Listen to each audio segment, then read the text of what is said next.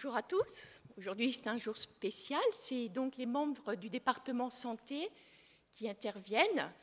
Ça sera presque département d'ailleurs féminin. Donc, aujourd'hui, nous voulons vous proposer quelques pistes de réflexion pour passer de bonnes vacances, puisque là, ça y est, nous sommes à la porte, en bonne santé. Je ne sais pas si vous savez, mais l'Église adventiste mondiale a lancé en 1978 un programme appelé New Start pour promouvoir la prévention de la maladie au travers de méthodes naturelles. En effet, le chrétien est appelé à protéger et à développer non seulement ses facultés mentales, spirituelles, mais bien entendu physiques, pour pouvoir honorer son Créateur et Rédempteur. Qu'est-ce que le programme New Start ? Pour ceux qui ne connaissent pas sa définition, c'est un acronyme anglophone pour N, nutrition, E, exercice, W, water, donc l'eau, T pour tempérance, j'ai oublié le S, soleil d'abord, tempérance, A pour air, R pour repos et T pour trust, la confiance. Quelle confiance ? La confiance en l'amour de Dieu et la confiance en soi-même.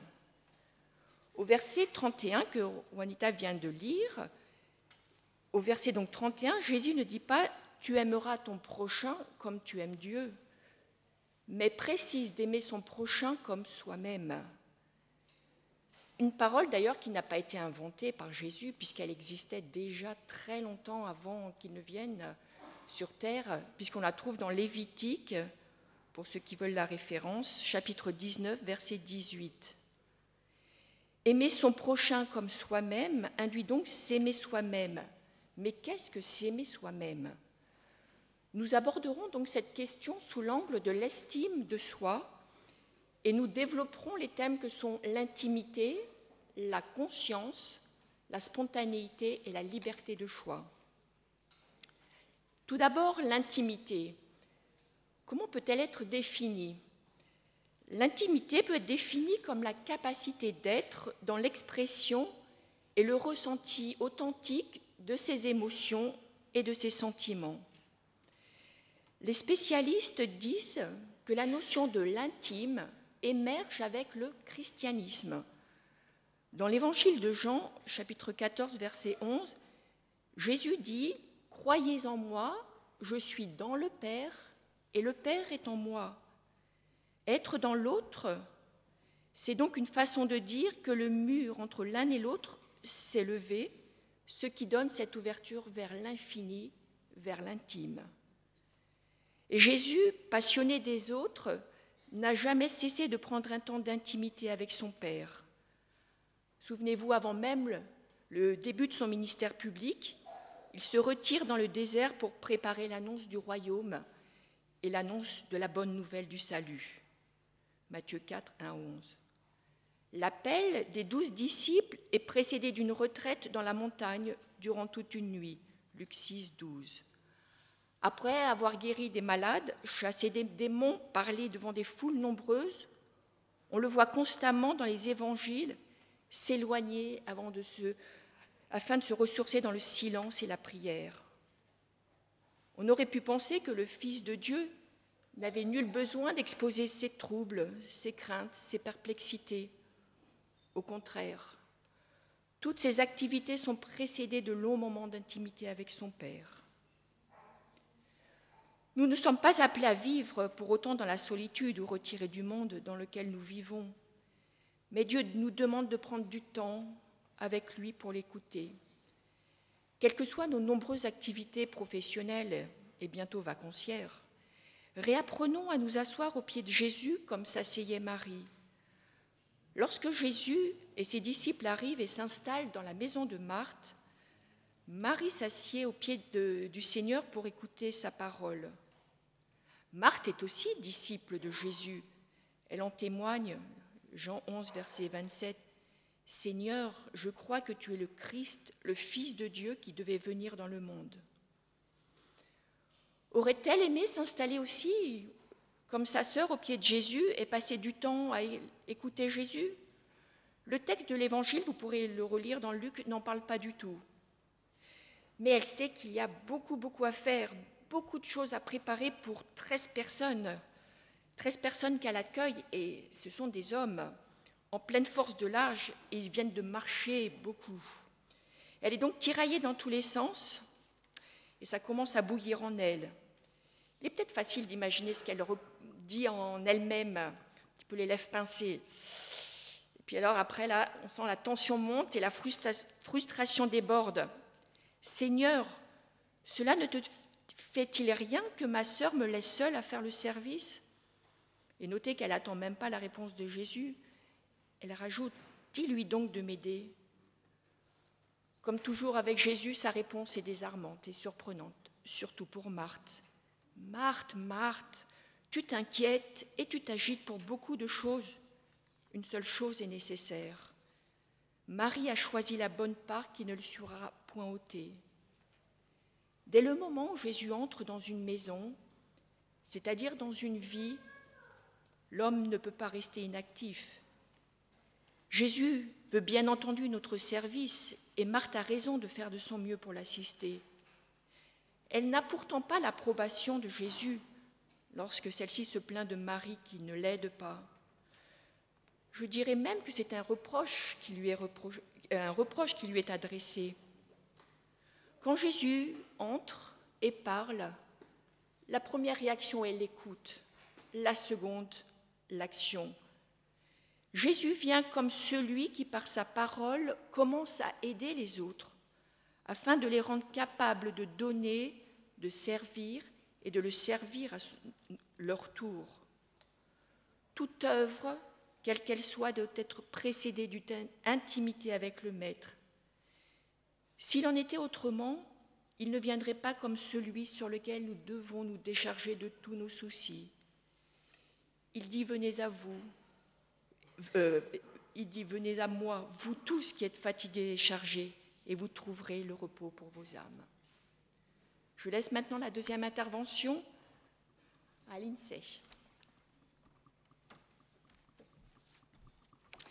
Bonjour à tous. Eva et moi, nous allons aborder la conscience. De quoi nous devons être conscients lorsque nous faisons les choses? Un temps pour soi. Cela exige deux choses. Pour qui nous prenons ce temps? Il faut être conscient pour qui nous prenons réellement ce temps et pourquoi faire. Deux éléments sont essentiels. Je vais parler avec vous d'abord de l'identité, puis du bien-être, des besoins. Il est important de comprendre comment nous fonctionnons pour comprendre où nous allons et de quoi nous sommes capables.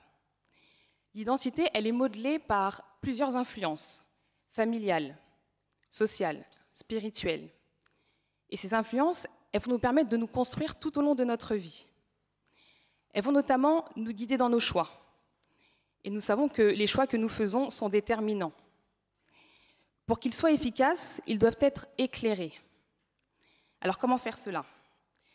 D'abord, il faut commencer par nous connaître nous-mêmes, afin de nous respecter dans nos valeurs, dans nos rêves, dans nos désirs, dans nos aspirations, dans nos croyances, dans nos limites aussi. Se connaître est un processus qui prend du temps. Mais lorsque nous trouvons la réponse de qui nous sommes réellement, cela nous permet de trouver un équilibre entre le corps et l'esprit, en respectant les besoins de chacun. Donc, nous préoccuper de qui nous sommes, pour trouver notre place dans cette existence, pour trouver notre place dans le plan de Dieu. C'est lorsque Moïse a découvert réellement qui il était, à quel peuple il appartenait, qu'il a pu s'engager avec Dieu. Dans le texte que Hélène a abordé tout à l'heure, lorsque Jésus se retire dans le désert, est-ce que ce n'est pas sur une question d'identité sur laquelle Satan l'attaque? Il lui dit « Si tu es bien le Fils de Dieu, alors… » Et Jésus, qui n'est pas dupe, lui répond « Mais c'est bien parce que je sais qui je suis, que je suis le Fils de Dieu, que je sais que tu essaies de m'induire en erreur et que tu t'éloignes de la vérité. » Avec l'histoire d'Abraham, on voit bien que tout commence pour soi. Il me semble qu'il n'y a pas très longtemps, il y a une prédication qui a été faite sur les termes l'erlera, qui en français veut dire « va vers toi »,« va vers toi pour toi ». Cette injonction que Dieu fait à Abraham nous montre bien que la question de l'ego, la question du moi, n'est pas à voir comme un ennemi, mais comme un commencement. Prenons Matthieu 12, versets 1 à 4. C'est un texte très connu. Je ne vais pas le lire, mais si vous voulez bien, je vais vous faire un bref résumé. Jésus se promène dans un champ, un jour de sabbat, avec ses disciples. Et les disciples commencent à avoir faim. Alors ils vont cueillir des épis. Et là, Jésus va être pris à partie par les pharisiens, qui ne seront pas d'accord avec ce que les disciples seront en train de faire. Et Jésus va leur rappeler l'histoire de David, qui, avec ses compagnons, vont se servir de la nourriture qui se trouvait dans le sanctuaire pour se nourrir alors que cela était interdit. Qu'est-ce que Jésus nous apprend ici ? Jésus nous apprend qu'il ne faut pas être hermétique, qu'il ne faut pas être sourd à nos besoins, mais qu'il est nécessaire d'être à l'écoute de nous-mêmes. Est-ce que vous savez qu'avoir faim peut rendre les gens irritables ? Oui, on est d'accord. Voilà. Des études ont été menées et on appelé ça le syndrome du ventre vide. Alors pour ne pas dire de bêtises, le fait d'avoir faim, ça entraîne des troubles des fonctions cérébrales à cause de la chute du taux de glucose dans le sang. Ce qui fait qu'en dessous d'un certain niveau de glycémie, on va avoir des perturbations neuro-hormonales, qui fait que le cerveau va produire plus d'hormones, notamment l'adrénaline, qui fait que voilà, on va ressentir cette irritabilité quand on va avoir faim. Moi, je sais que je suis concernée, je suis désagréable quand j'ai faim. Mais pourquoi je veux vous attirer votre attention sur ce texte ? Pas pour parler de ce qui est bon ou pas de faire le jour du sabbat, mais sur la question des besoins. Si nous ne sommes pas attentifs aux signaux d'alarme que notre corps, que notre esprit nous envoie, nous ne sommes pas en train de respecter le temple du Saint-Esprit comme Dieu nous l'a demandé. Les pensées négatives, les émotions négatives sont tout aussi dangereuses que les négligences physiques que parfois nous nous infligeons. Nous devons faire preuve de discernement. Dieu a fait de nous des êtres intelligents. C'est un don. Proverbe 7, verset 4. « Dis à la sagesse, tu es ma sœur, et appelle l'intelligence ton amie. » Proverbe 2, verset 11. « La réflexion veillera sur toi, l'intelligence te gardera. » Nous devons cesser d'agir pour agir. Effectivement, Dieu nous demande d'aider notre prochain, mais pas de n'importe quelle manière. Dieu nous demande de trouver un équilibre entre le temps que nous prenons pour nous-mêmes, et qui est important, c'est pour notre bien-être, et le temps que nous mettons au service des autres. Je voudrais vous laisser les paroles de l'apôtre Paul, dans Philippiens chapitre 1, versets 9 à 11. « Et voici ce que je demande dans mes prières, c'est que votre amour, l'amour que vous avez pour vous-même, l'amour que vous avez pour les autres, gagne de plus en plus en pleine connaissance et en parfait discernement, pour que vous puissiez discerner ce qui est important. Ainsi vous serez purs et irréprochables au jour du Christ, où vous paraîtrez devant lui chargés d'œuvres justes, ce fruit que Jésus-Christ aura produit en vous à la gloire et à la louange de Dieu. Soyons à l'écoute de nous-mêmes, soyons à l'écoute de qui nous sommes, de ce dont nous avons besoin. Nous sommes un corps, nous sommes un esprit. Ne négligeons ni l'un ni l'autre. Je pense que c'est ce que Dieu nous demande. Merci.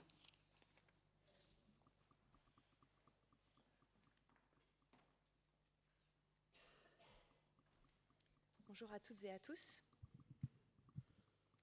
Comme l'a dit Lindsay, je vais continuer sur le thème de la conscience. Tu aimeras ton prochain comme toi-même. On a vu que s'aimer, c'est se connaître. Mais est-ce que se connaître signifie s'estimer ? Et que signifie l'estime de soi ? L'estime de soi est la valeur liée à la découverte de soi comme être unique et digne de respect. C'est-à-dire prendre le temps de travailler sur le regard que l'on se porte. Mais, il y a toujours un mais.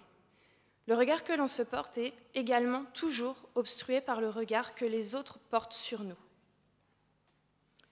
Aujourd'hui, avec le département santé, nous voulions aborder le thème d'un temps pour soi. Pourquoi le temps?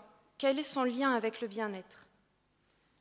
Comme je viens de le dire, l'estime de soi, c'est prendre le temps de travailler le regard que l'on se porte. Des psychologues et des biologistes ont mené différentes études sur le temps, et dans ces études, 2 points ont été relevés. Le premier, c'est que le temps et ses régulations sont au cœur des dynamiques de la communication et des interactions sociales. Le second, c'est que la perception du temps dépend de 3 facteurs. Le premier, la condition physiologique. Le second, l'état psychologique. Et le troisième, nos émotions. Quand je dis nos émotions, ce sont bien les nôtres et celles des autres. Nos raisonnements, nos prises de décision et notre façon d'être au monde dépendent de nos émotions. Je vous invite à prendre Nombre, le chapitre 20, les versets 7 à 12, et je le lirai avec vous. Et l'Éternel parla à Moïse en disant : « Prends le bâton et réunis l'assemblée, toi et Aaron ton frère, et vous parlerez devant leurs yeux au rocher, et il donnera son eau. Et tu leur feras sortir de l'eau du rocher, et tu donneras à boire à l'assemblée et à leurs bêtes. » Moïse prit le bâton qui était devant l'Éternel, comme il le lui avait commandé.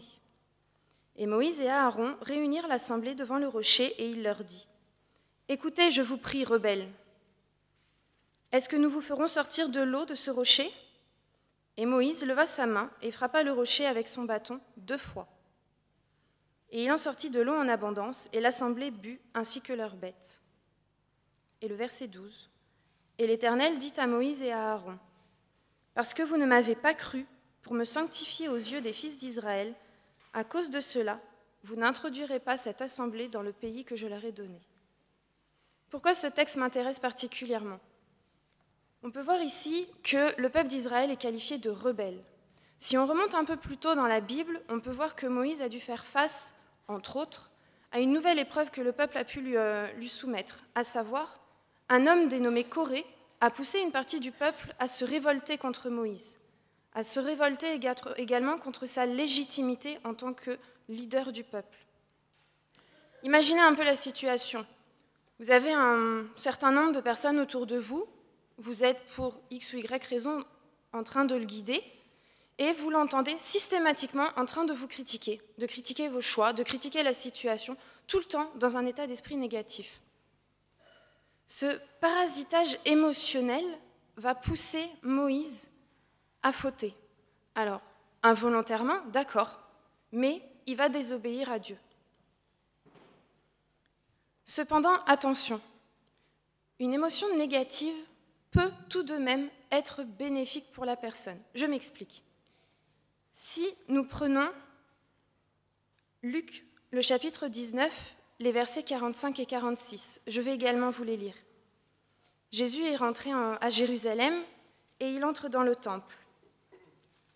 Il entra dans le temple et il se mit à chasser ceux qui vendaient, leur disant : « Il est écrit, ma maison est une maison de prière, mais vous en avez fait une caverne de voleurs. » Je pense que pour la plupart d'entre vous, vous vous souvenez de cet épisode où Jésus donc rentre dans la synagogue et perçoit que les membres qui sont dans la synagogue ne font absolument pas les activités qui sont associées dans une synagogue.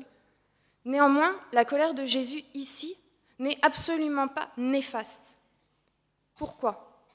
En rien, cette émotion négative ne va affecter sa vie, ne va affecter ses interactions sociales et ne va en plus ne pas être un frein pour son estime de soi, même si ça paraît étrange de parler d'estime de soi pour Jésus. Jésus sait, comme on l'a dit, qui il est et ce qu'il fait. Je finis en revenant sur un point sur l'estime de soi, mais cette fois-ci par rapport aux autres. Avoir une solide estime de soi représente un socle de compétences psychosociales.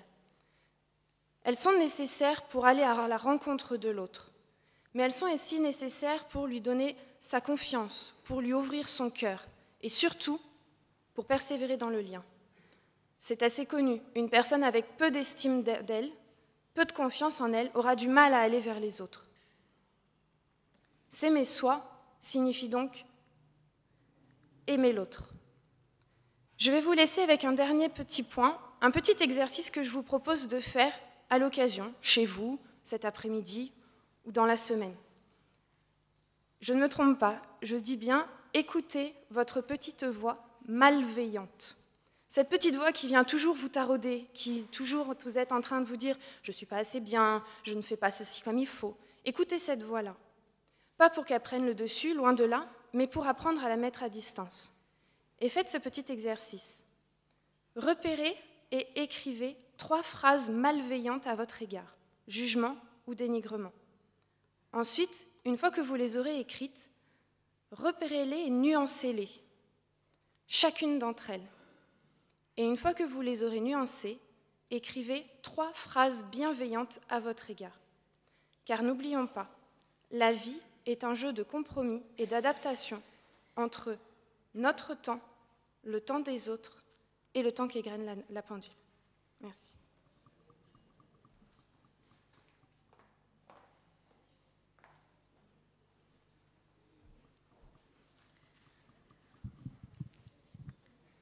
Spontanéité, libre choix, du temps pour soi. Spontanément, qu'est-ce que je comprends?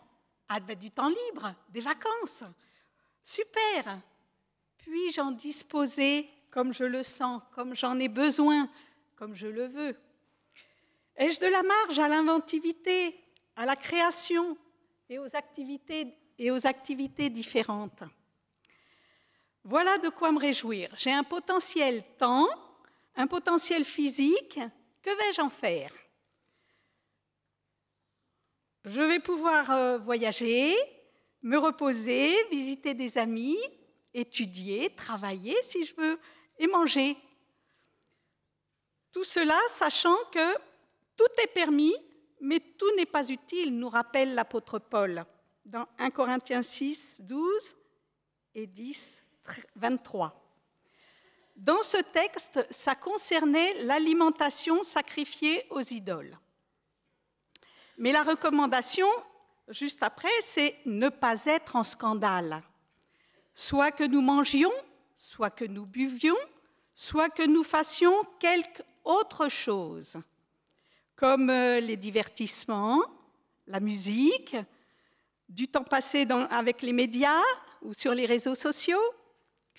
Faisons tout pour la gloire de Dieu. Au fil des ans, avez-vous toujours le même élan, le même enthousiasme, la même spontanéité qu'avant? Le Seigneur encourage les croyants à être frémissants, vibrants, actifs et réactifs face aux événements du monde. Il nous donne des conseils de vie sociale, sanitaire, écologique. Il nous informe et nous laisse la liberté de mettre en application ces conseils. Il nous laisse le choix de les adapter, de les interpréter à notre façon, avec notre personnalité, pour notre plus grand profit. Voici, je mets devant toi la vie et le bien, la mort et le mal. Choisis la vie. Deutéronome 30, 15 et 19. Se sentir libre de choisir qui l'on doit servir, qui l'on doit adorer, qui l'on aime, qui l'on va aimer. Là encore, une recommandation, seul, on ne peut rien faire de bon. Il faut rester attaché au cep. Le Seigneur respecte nos choix, nos préférences, et il désire aider à notre épanouissement. Il nous donne la vie, du temps, le libre choix. Il veut nous éviter les écueils et les habitudes addictives. Comme pour l'apôtre Pierre, qui a été un exemple de vie spontanée, homme fougueux, engagé, Dieu a eu de la sympathie et de l'amour pour lui. et il en a aussi pour tous nos caractères différents. Mais parfois, il nous donne des leçons de vie pour avancer dans le bon chemin de l'amour agapé. Alors, je récapitule nos interventions. 3 domaines pour un bien-être de la personne. L'intimité, ne pas s'oublier dans nos relations aux autres et prendre le temps de nous ressourcer auprès de notre Seigneur. La conscience, nous devons prendre le temps de découvrir notre valeur pour ne pas laisser les désagréments de la vie, tels que les émotions négatives, les relations toxiques nous nuire. Et la spontanéité ou libre choix, soyons vrais dans ce que nous sommes, dans ce que nous entreprenons, en ayant pour cap Jésus. Avec Dieu, tout recommence tous les jours, ici et maintenant, aujourd'hui. L'espérance qu'il nous donne demeure pour nous comme au début. Et avec David, je redis sa prière de Psaume 51, verset 12, surtout en cette période de transhumance et de dispersion. Ô Dieu, crée en moi un cœur pur, renouvelle en moi un esprit bien disposé. Merci pour toutes tes bénédictions qui m'aident à progresser dans l'estime de soi et du prochain. Amen.